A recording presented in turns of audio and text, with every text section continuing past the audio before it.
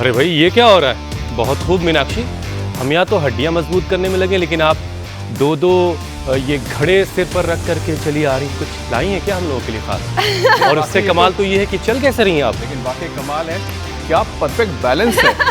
थोड़ा थोड़ा डांस भी कर लेती थी, लेकिन अब थोड़ी आउट ऑफ प्रैक्टिस हो गई हूँ। लेकिन अमित, हुसैन, ये कोई कमाल नहीं है, ये सही बॉडी स्ट्रक्चर। देख तो लिया जाए इसमें है क्या? ये खाली है। ये सही बॉडी स्ट्रक्चर और कोर स्ट्रेंथ, स्पाइनल अलाइनमेंट का पूरा खेल है। जब पेट की मसल्स मजबूत होती हैं, रीढ़ सीधी होती है, शरीर इसी तरह के बैलेंस को आराम से संभाल लेता है। और जब यही बैलेंस बिगड़ जाए तो लोग कहते हैं नाभि खिसक गई, नाभि सरक गई, स्पाइन जाम हो गया, जोड़ों में सर्दी चढ़ गई है। बिल्कुल ठीक बात। ठंड में तो ये तीनों सबसे ज्यादा बढ़ने वाली परेशानी है। साइंटिफिक स्टडीज के मुताबिक नाभि डिगना, पेट के मसल्स की कमजोरी, अचानक से झटका लगना या भारी सामान गलत तरीके से उठाने की वजह से ये होता है। और सर्दियों में तो मसल्स और भी ज्यादा जकड़ जाती हैं अमित, इसलिए केसेस ज्यादा दिखते हैं। बिल्कुल मीनाक्षी, और नतीजा क्या होता है? पेट दर्द, भारीपन, गैस, कब्ज, पीठ तक खिंचाव, बार बार डाइजेशन का खराब होना, तो तमाम परेशानियां जो है शुरू हो जाती है आपके जीवन में। इतना ही नहीं, लंबे समय तक गलत पोस्चर से ब्लड फ्लो कम हो जाता है। नतीजा स्पाइन स्टिफनेस, डिस्क प्रेशर और दर्द होता है। आपको बताएं, देश में 66% पुरुष और 86% महिलाओं को बैक पेन की शिकायत है।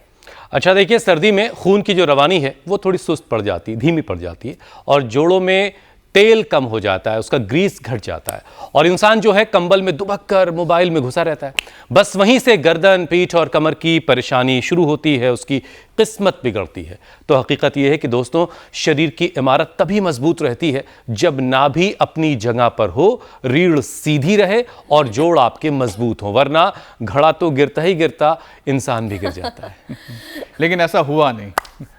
लेकिन मीनाक्षी, ज्यादा अच्छा होता है कि इस घड़े में आप कुछ ले आई होती, हम मेरे और अमित के लिए। हमेशा हमेशा बस यही सोचना खाने पीने की देखिए, खाना कुदरत की नेमत है जो हम लोगों को अता हुआ है ना। कुछ लाई होती आप बना के तो हम ज्यादा खुश होते। लेकिन ठीक है, देखिए, सारा मकसद क्या था कि आप समझें कि ये जिंदगी बैलेंस पर टिकी हुई है। सारा खेल करवा दूं क्या आपको भी बैलेंस? एक बार ट्राई जरूर करनी चाहिए।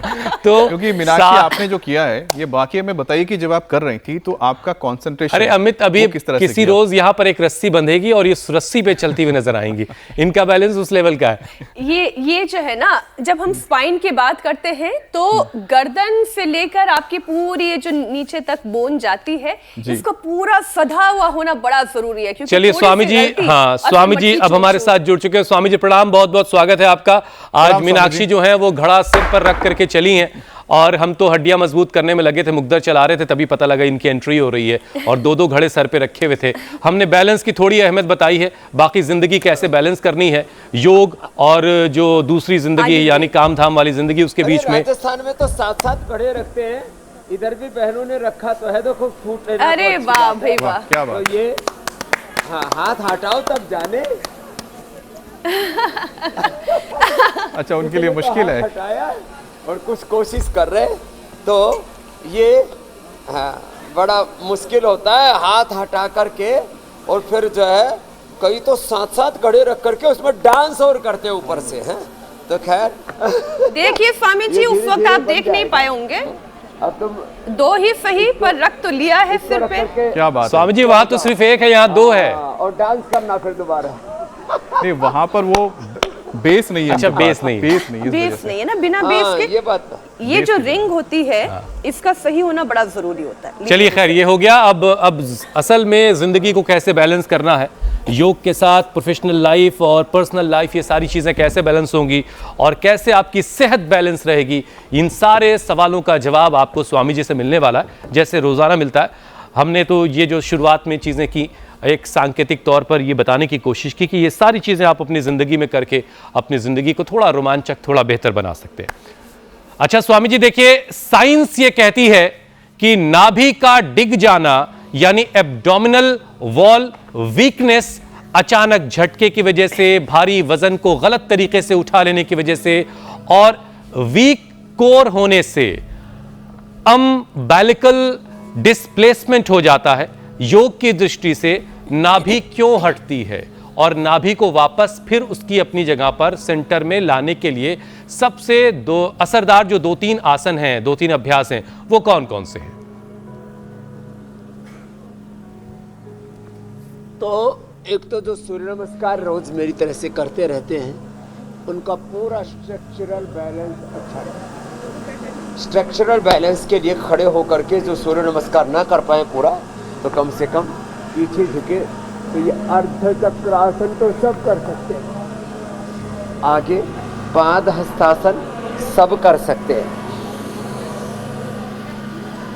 और नाभि के लिए फिर ये गोमुखासन, ये देखो बैठ करके ये गोमुखासन, ये नाभि को बैलेंस करने के लिए एक तरफ से करेंगे, फिर दूसरी तरफ से करेंगे।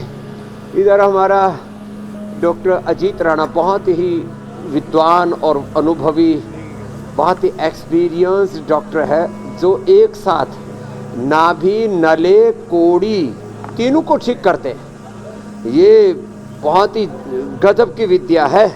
और इसके लिए विदेशों में तो लोग एक एक व्यक्ति से 1-1 लाख रुपए चार्ज कर लेते हैं खाली नाभि ठीक करने के। कितने?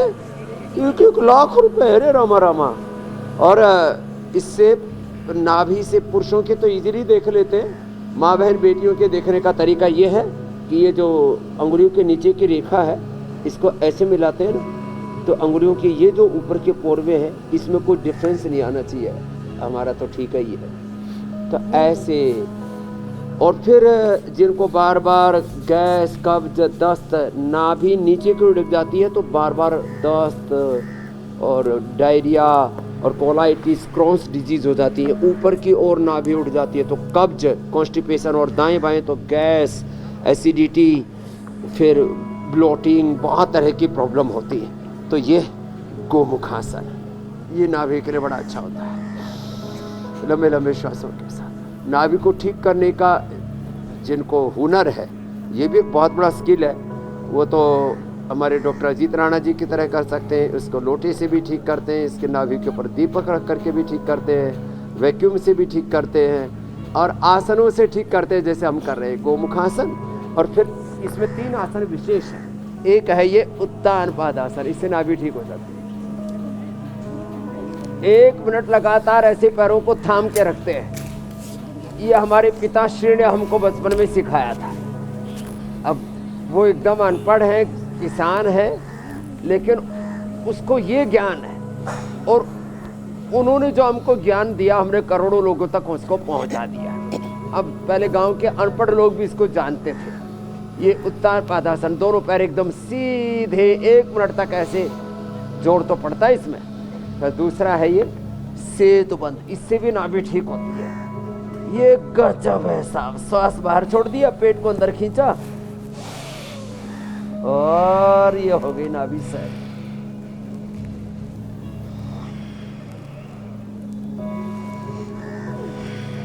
अब इसमें श्वास को बाहर छोड़ के पेट को अंदर खींच लेते हैं अपने आप। नाभि, नले और ये कोड़ी होती है, दोनों पसलियों के नीचे ये। और फिर एक ये है, इसको कहते हैं पादांगुष्ठ नासास्पर्शासन।